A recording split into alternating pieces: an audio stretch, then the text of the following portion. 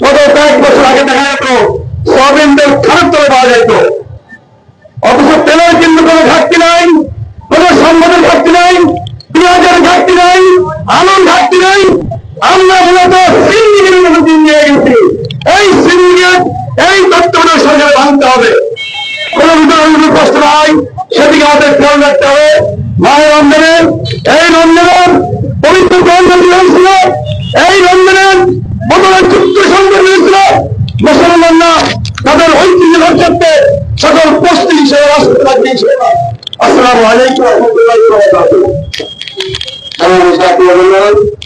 এই পর্যায়ে বক্তব্য নিয়ে আসছেন ইসলামী আন্দোলন বাংলাদেশ যশোর জেলা শাখার সেক্রেটারি জনাব আলহাজ মোহাম্মদ আলী সাহেব। আসসালামু আলাইকুম ওয়া রাহমাতুল্লাহ। ইসলামী আন্দোলন বাংলাদেশ যশোর জেলা শাখার আজকে এই পবিত্র মাহে রমজানের স্বাগত র্যালি সম্মানিত সভাপতি উপস্থিত তৌহিদি জনতা সকলকে জানাই আসলে আমরা যে অভিযান স্বাগত র্যালি করছি রাজ্যে কিছু করণীয় এবং কিছু বাঞ্ছনীয় সতর্কীকরণ মূলত এটা আমাদের এই র্যালি।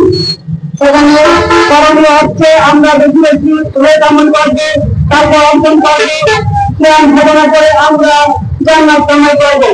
এবং বর্জন হচ্ছে এটা যে আমরা হোটেল রেস্তোরাঁ বন্ধ রাখবো, দ্রব্যমূল্য প্রায় 60 মধ্যে রাখবো এবং না বললে স্বাধীনতার মধ্যে থাকবো। উপস্থিতি আমরা দেখতে পাই তারপরে এই রমজান উপলক্ষে তাদের বিভিন্ন পণ্যের মূল্য প্রতিযোগিতামূলক ভাবে ফিরিয়ে দেয়। অথচ বাংলাদেশে দেখা যায় যে এই রমজান আসলে দ্রব্যমূল্য প্রতিযোগিতামূলক ভাবে দ্রব্যমূল্যের ঊর্ধ্বগতি করতে থাকে। এর মূল কারণ হচ্ছে ইসলামী আদর্শ, ইসলামী সরকার প্রতিষ্ঠিত না থাকার কারণে। অতএব আমরা এই র্যালি থেকে সাঁতার দিতে চাই আগামী বাংলা হবে ইসলাম, আগামী বাংলা হবে কোরআন এবং সুন্নাহ ভিত্তিক বাংলাদেশ করতে হবে এবং আত্মাকার বাংলাদেশ হবে। আর কোন অস্তিত্বের আমরা আর দেখতে চাই না। সকলকে অনুরোধ কর্ম জানিয়ে আমি আমার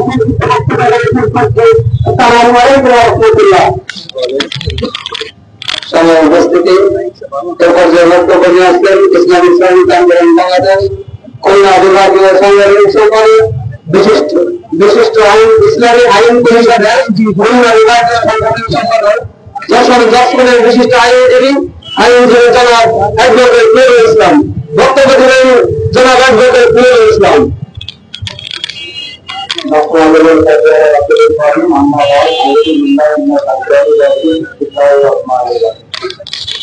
মায়ের রমজান উপলক্ষে আজকে সম্মানিত সভাপতি এবং উপস্থিত আছে বিভিন্ন অঞ্চল থেকে আগত ইসলাম ভাইয়েরা। আসসালামু আলাইকুম। মায়ের রমজান উপলক্ষে আমার থেকে আগে অনেক বক্তারা ভালো সুন্দর বক্তব্য দিয়েছে। মায়ের রমজান বিষয়টা এরকম দাঁড়ায় যে ধৈর্যটা হচ্ছে মায়ের একটা অর্থের অর্থাৎ রোজা হচ্ছে ঠিক সদর একটা বিষয়। সমস্ত ক্ষেত্রে আমরা তো ধৈর্য ধারণ করবো এবং দ্রব্য মূল্য দ্বারা বিভিন্ন সিন্ডিকেট আছে তাদের আইনকে আমরা কেন করছি। আমরা উপস্থিত হচ্ছে আমাদের স্বার্থ না, আমাদের ব্যক্তিগত কোনো স্বার্থ এখানে নেই। আমাদের স্বার্থটা হচ্ছে ইসলামকে সুন্দরভাবে সুন্দরভাবে বোঝানোর জন্য আমরা এখানে উপস্থিত হয়েছি। আপনাদের এই বক্তব্যের মাঝে মানুষের যারা দেখতে তাদের কাজ করতে বোঝাচ্ছে তাদের জানা উচিত প্রত্যেকটা বিষয় আমরা কেন এখানে যে সিন্ডিকেট সহ দ্রব্যমূল্য মানবাধিক ছবি সহ সমস্ত দিক থেকে বিভাগে থাকবো এবং সমস্ত ক্ষেত্রে বিভাগে থাকার আহ্বান জানিয়ে এবং শেষ করে যাচ্ছি।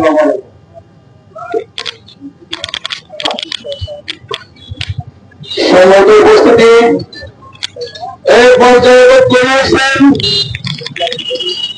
আজকের এই অনুষ্ঠানে সম্মানিত প্রধান অতিথি ইসলামী আন্দোলন বাংলাদেশ যশোর জেলা শাখার বিপ্লবী সভাপতি সাবেক পুলিশ অফিসার জনতা জনাব আলহাজ মিয়া মোহাম্মদ আব্দুল হালিম।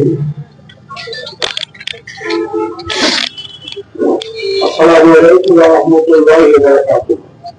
ইসলামী আন্দোলন বাংলাদেশ যশোর জেলা পক্ষ থেকে মায়ের রমজানের পবিত্রতা রক্ষা সহ আমাদের আরো কিছু শর্ত আছে।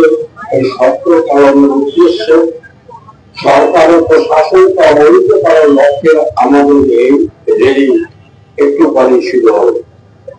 আমি স্পষ্ট ভাবে বলতে চাই, কতিপয় মুনাফাখোর ব্যবসায়ীদের কারণে আজ সারা দেশে দ্রব্যমূল্য সহ নিত্য প্রয়োজনীয় সকল দ্রব্যমূল্যের মূল্য আকাশ ছুঁয়ে এমন একটা পর্যায়ে চলে গেছে, সাধারণ মানুষের জীবন ধারণ করা অত্যন্ত কষ্টকর হয়ে পড়েছে। আমরা স্পষ্টভাবে বলতে চাই, মায়ের রমজানের পবিত্রতা রক্ষা করতে হবে। শহরের সকল প্রকার হোটেল রেস্তোরাঁ বন্ধ করতে হবে, বেলাল্লা পানা ব্যয় পানা বন্ধ করতে হবে, সিনেমা হল বন্ধ করতে হবে, বাজার স্থিতিশীল রাখতে হবে, হত্যা, খুন, ছুরিকাঘাত এগুলি বন্ধ রাখতে হবে। ইসলামী আন্দোলন ইসলাম দেশ ও জাতির হিসাবে কাজ করে যাচ্ছে এবং আগামী দিনে ইনশাআল্লাহ যাবে। একটু পরে রেলি শুরু হবে, রেলি দলতে শেষ হবে। আপনারা শান্তি শৃঙ্খলা হবে নিয়মের সাথে আপনারা অবশ্যই স্মরণ রাখবেন, ইসলামী আন্দোলন বাংলাদেশ ইসলামের সকল কানুনকে ধারণ করে এবং গ্রহণ করে। সেই লক্ষ্যে আমাদের রেলি একটু করে শুরু হবে, শান্তি শৃঙ্খলা হবে। রেলি পরিচালনার জন্য সকলকে আহ্বান রেখে আমি আমার শান্তিতে আলোচনার জন্য শেষ করছি। জেলা বাংলাদেশ জেলা আন্দোলনের দায়িত্ব সিনিয়র পার্সন দায়িত্ব জেলা আন্দোলনের বাংলাদেশ জেলা সিনিয়র পার্সন দায়িত্ব ঢাকাঢাকি করে আমরা কেউ আগে যাওয়ার চেষ্টা করবো না। শৃঙ্খলা ঠিক রেখে আমরা চলবো।